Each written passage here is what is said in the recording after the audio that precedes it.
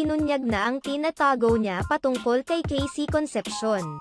Kamakailan lamang ay nagbahagi ng isang heartfelt post ang megastar na si Sharon Cuneta para sa kanyang anak na si Casey Concepcion.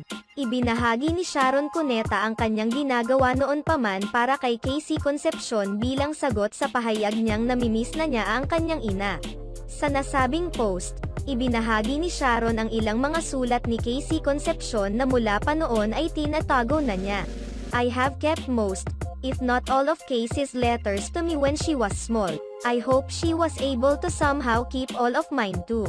We have moved houses so many times that I wouldn't be surprised if lots of them got lost." Ipinahayag din ni Sharon kung gaano niya kamahal si Casey Concepcion kahit pa nagkalayo sila at may mga pinagdadaanan na. "Anyway, my baby is never a second away from my heart, my thoughts, I miss her terribly. She's all grown